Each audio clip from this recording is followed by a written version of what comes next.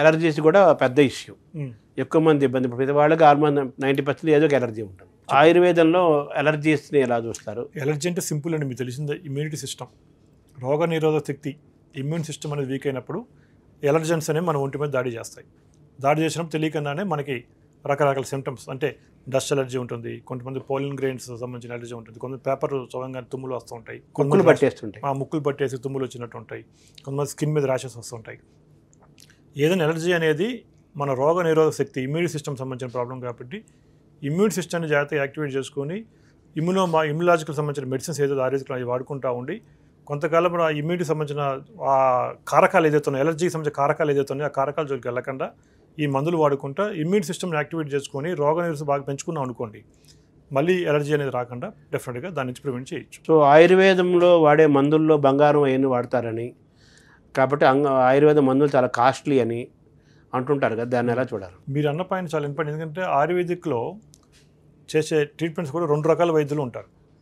అంటే మెడిసిన్స్ ఇచ్చి పంపించేవాళ్ళు, పంచకర్మ చికిత్స చేసేవాళ్ళు. ఈ మెడిసిన్స్ ఇచ్చి పంపించే వాళ్ళు ఏంటంటే బంగారాన్ని వాడరు, బంగారాన్ని ప్యూరిఫై చేసి భస్మం అంటాం, స్వర్ణ భస్మం. చాలామంది స్వర్ణం అట్లాగా వాడతారనుకుంటే దానివల్ల కొన్ని ప్రాబ్లమ్స్ వస్తాయి. స్వర్ణం డైరెక్ట్గా అట్లా వాడరు, మెటల్స్ వాడతారని. మెటాలిక్ ఫామ్లో కాకుండా యాష్ ఫామ్లో, అంటే భస్మం ఫామ్లో, అంటే దాన్ని బాగా కరిగించేసి దాన్ని మెత్తగా బాగా బాయిల్ చేసి యాష్ లాగా బూడిదలాగా చేస్తారు, భస్మం అంటాం. దాన్ని స్వర్ణ భస్మాన్ని వాడతారు. అది కూడా ఈ ఓపీ ప్రాక్టీస్, అంటే పంచకర్మ చికిత్స లేకుండా చిన్న క్లినిక్ లాగా పెట్టుకొని వచ్చిన పేషెంట్కి మందులు ఇచ్చి పంపించే డాక్టర్స్ ఉంటారు, వాళ్ళు చేస్తారు. మేము పంచకర్మ చికిత్సలు చేస్తాం. మేము కూడా పంచకర్మ చికిత్సలు ఎవరికైతే ఎలిజిబిలిటీ కాదో, అంటే కొంతమందికి బాగా సివియర్గా ఉంటుంది ప్రాబ్లం, యాక్చువల్గా అయితే పంచకర్మ చేయాలి వాళ్ళకి, కానీ పంచకర్మ చేసుకోవడానికి ఆ పేషెంట్ సన్నద్ధంగా లేడు, లేదంటే ఆ పేషెంట్కి సెట్ కావట్లేదు అనుకోండి, వాళ్ళకి అప్పుడు ఏం చేస్తాం, పంచకర్మ ఎఫెక్ట్ రావడం కోసం ఈ స్వర్ణ ఔషధాలు, అంటే ఈ స్వర్ణ భస్మం సంబంధించిన ఔషధాలను ఇస్తాం. స్వర్ణ ఔషధాలు వాడినప్పుడు, స్వర్ణ భస్మాలు ఈ స్వర్ణ సంబంధించిన ఔషధాలు వాడినప్పుడు కొంచెం కాస్ట్లీగానే ఉంటుంది, కానీ రెగ్యులర్గా వాడే మందులు అయితే అంత పెద్ద కాస్ట్లీగా ఉండవండి. పేషెంట్ కండిషన్ బట్టి ఈ స్వర్ణ భస్మం వాడాలా లేదని పంచకర్మ చేయాలా లేదా అనేది కన్సల్టేషన్ చేయాలి మాత్రం మనం చెప్పడం కుదురుతుంది. ఇప్పుడు కేశ సంపదకి కేరళ నూనె అంటుంటారు, అంటే వాళ్ళ హెయిర్ని కాపాడుకోవడానికి ఆడవాళ్ళైనా మగవాళ్ళైనా. అలాగే కేరళ నూనె కనే దానికి ఒక ప్రత్యేకమైన ఆకర్షణ, గౌరవం, పెద్ద మార్కెట్ డిమాండ్ ఉంది కదా. ఆయుర్వేదంలో దాని పాత్ర ఏంటి? కేరళ ఆయుర్వేదం ఈ పాయింట్ ఎందుకంటే చాలా మంది ఆయుర్వేదం కానీ కేరళ ఆయుర్వేదం అనుకుంటూ ఉంటారు. ఇంకోటి మన హాస్పిటల్ వచ్చి శ్రీచరక హాస్పిటల్ అనేది మీకు ఆయుర్వేదశాల కొట్టకల్ అని చెప్పి, అది చాలా పెద్ద ఇన్స్టిట్యూట్, అందరికీ తెలిసిన విషయమే.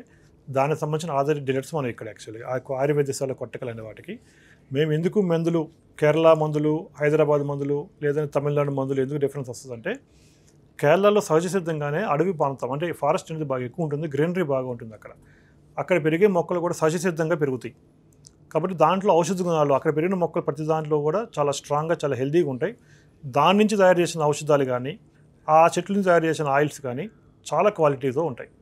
కాబట్టి మేమేం చేస్తాము, ఇక్కడ కూడా ఆయిల్ తయారు చేస్తారు, ఇక్కడ ఔషధాలు లేవని కాదు, ఇక్కడ ఆయిల్స్ లేవని కాదు, కానీ అక్కడికి ఇక్కడికి డిఫరెన్స్ డెఫినెట్గా ఉంటుంది. కాబట్టి మేము వాడే ప్రతి మెడిసిన్ ఆయుర్వేదశాల కొట్టకలను తెప్పిస్తాము.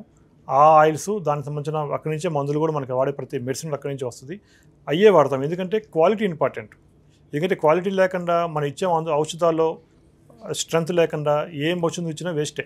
కాబట్టి పేషెంట్ బెనిఫిట్ అవ్వాలంటే మాత్రం డెఫినెట్గా మన కేరళ నుంచి ఈ ఆయిల్స్ తెప్పించి కేరళ నుంచి చెప్పిన ఔషధాలతో మనం ట్రీట్మెంట్ చేస్తాం. కాబట్టి మా దగ్గరకు వచ్చే పేషెంట్లు గ్యారంటీగా మంచి రికవరీతో 100కి 99.99% సక్సెస్ రేట్తో మా దగ్గర ట్రీట్మెంట్ అనేది గ్యారంటీగా జరుగుతుంది. తర్వాత యాంటీ ఏజింగ్ అనేది బాగా వినపడుతుందన్నమాట. ఆయుర్వేదంలో యాంటీ ఏజింగ్కి మనం ఎలా అడ్రస్ చేస్తాం? యాంటీ ఏజింగ్ అంటే ఏముంటుందండి, మరి మనకి ఉన్న మైండ్ సెట్టే అది. అంతే. అంటే వాడు చూడటానికి ఇప్పుడు being healthy, looking healthy, feeling healthy, 3 రకాలు చూడాలి. చూడటానికి ఆరోగ్యంగా ఉంటాము, ఒరిజినల్గా ఆరోగ్యంగా ఉంటాము, తర్వాత వాడు వయసు కంటే తక్కువగా అనిపించటము, ఆరోగ్యంగా ఉన్నాడని మనకు అనిపించటము, ఇన్ని చాలా ఉంది కదా. ఈ యాంటీ ఏజింగ్ మీరు ఏదైతే అడిగారు వీటన్నిటికీ ఒకటే ఏంటంటే రెగ్యులర్గా సర్వీసింగ్ కావాలి.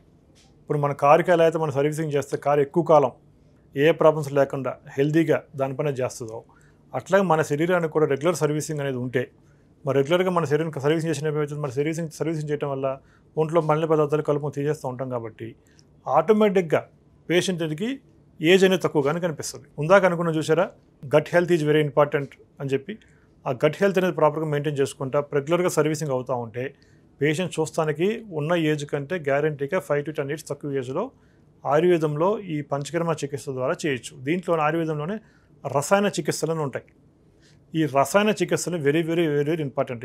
ఏజ్ తక్కువ కనిపించాలి, యాంటీ ఏజింగ్ థెరపీ కావాలి అనుకుంటే ఈ రసాయన చికిత్సలు చేసుకోవడం అనేది వెరీ వెరీ వెరీ ఇంపార్టెంట్. ఈ రసాయన చికిత్సలు చేయాలంటే ఫస్ట్ మనం ఒంట్లోనే కలుపు మొక్కను తీసేయాలి. అంటే పంచకర్మ చికిత్సలు అయిపోయిన తర్వాత నెక్స్ట్ స్టేజ్లో పేషెంట్కి రసాయన చికిత్సలు చేస్తాం. రసాయన చికిత్సలు చేసినప్పుడు ఏమైందంటే పేషెంట్కి యాంటీ ఏజింగ్ థెరపీ అనమాట. అది యాంటీ ఏజింగ్ ట్రీట్మెంట్ అనేది చేస్తే కనుక చాలా చాలా మంచి ఇంప్రూవ్మెంటు. వాళ్ళు ఉన్న ఏజ్ కన్నా చాలా తక్కువ ఏజ్లో కనిపిస్తారు, చాలా హెల్తీగా ఉంటారు, స్కిన్ కూడా చాలా హెల్తీగా, చాలా టోనింగ్గా, చాలా బాగున్నట్టు మనకు తెలుస్తూ ఉంటుంది. సార్, ఇన్సూరెన్స్ అనేది చాలా ఇంపార్టెంట్ అంటారు. ఇప్పటికీ ఇన్సూరెన్స్ చేసుకున్న వాళ్ళకంటే చేయించుకోవాల్సిన వాళ్ళు ఎక్కువ మంది ఉన్నారు. అయితే ఇన్సూరెన్స్ అనగానే మనకు కార్పొరేట్ హాస్పిటల్స్కి లేకపోతే ఎలోపతికి దీనికి ఎక్కువ మంది ఉపయోగించుకుంటున్నారు. ఆయుర్వేదం కూడా ఇన్సూరెన్స్కి ఏమైనా ఉందా అసలు? ఒకప్పుడు కరోనా రాకముందు చాలామంది పేషెంట్లు ఇన్సూరెన్స్ మీద పెద్ద ఫోకస్ చేసేవాళ్ళు కాదు. కరోనా మహమ్మారి వచ్చిన తర్వాత, కోవిడ్ వచ్చిన తర్వాత చాలా ఇన్సూరెన్స్ కంపెనీలు ఆయుష్ థెరపీస్ అంటే ఆయుర్వేదిక్ కానీ ఈ ట్రీట్మెంట్స్ కూడా ఇన్సూరెన్స్ ఫెసిలిటీని ఇచ్చింది. అంటే క్యాష్లెస్ కానీ రీఎంబర్స్మెంట్ కానీ. అదృష్టం ఏంటంటే మన హాస్పిటల్కి ఆ ఫెసిలిటీ ఉంది. కానీ మన దగ్గర ఏమైనా సీఎం రిలీఫ్ ఫండ్ కూడా కొంతమంది క్లెయిమ్ అవుతూ ఉంది. స్టార్ హెల్త్ అని, హెచ్డిఎఫ్సి ఎర్గో అని, ఈ రకరకాల ఇన్సూరెన్స్ కంపెనీస్ కూడా ఇంకేనో సిజిహెచ్ఎస్ కూడా కొంతమంది ఫుడ్ కార్పొరేషన్ ఇండియాలో పనిచేసే ఎంప్లాయీస్ కూడా రీసెంట్గా సిజిహెచ్ఎస్లో కూడా వాళ్ళకి రీఎంబర్స్మెంట్ వచ్చింది. ప్లస్ కొత్తగా మీకు తెలిసి ఉంటుంది రీసెంట్గా జీ మనీ అని ఒక వచ్చింది. జీ మనీ ఏంటంటే మీరు హైదరాబాద్లో ఉన్నారు, మీకు బిల్ అవుతుంది, మీకు డబ్బులు లేవు కట్టుకోవడానికి, ఇన్సూరెన్స్ రాదు, మరి మీరేం చేయాలి? వీళ్ళు ఏం చేస్తారంటే మీకు ఎలిజిబిలిటీ ఉంటే ఆ ట్రీట్మెంట్ డబ్బులు వాళ్ళు ఇస్తారు. ఎవరికి ఇస్తారు? డాక్టర్కి ఇస్తారు. మీరు ఏం చేస్తారు? ఈ ఇంట్రెస్ట్ ఏమీ లేదు, సంవత్సరం 2 సంవత్సరాల పాటు మీకు ఎంత కట్టగల 100 నెలలు కట్టుకుంటే కూడా వెళ్ళిపోవచ్చు. అట్లా జీ మనీ అని కొత్తగా వచ్చింది. ప్లస్ ఆయుష్ డిపార్ట్మెంట్ కూడా, ఇన్సూరెన్స్ కంపెనీలు కూడా ఇప్పుడు ఆయుష్ డిపార్ట్మెంట్ కూడా క్యాష్లెస్ రీఎంబర్స్మెంట్ చాలా మందికి ఇస్తూ ఉంది. అవన్నీ కూడా మన హాస్పిటల్ అవుతూ ఉన్నాయి. కాకపోతే ఇన్సూరెన్స్ ఉండాలి, ఇన్పేషెంట్ అడ్మిట్ అవ్వాలి. మన హాస్పిటల్ ఇన్పేషెంట్ ఫెసిలిటీ కూడా ఉంది కాబట్టి పేషెంట్ వచ్చి అడ్మిట్ అవుతారు. అడ్మిట్ అయిన తర్వాత మేము అన్ని రకాల బిల్స్ ప్రొవైడ్ చేస్తాం. డెఫినెట్గా వాళ్ళకి క్యాష్లెస్ కానీ రీఎంబర్స్మెంట్ కూడా డెఫినెట్గా వస్తుంది. సో ఇన్సూరెన్స్ ఫెసిలిటీ మీ దగ్గర ఉంది? ఎస్. థ్యాంక్ యూ డాక్టర్ గారు.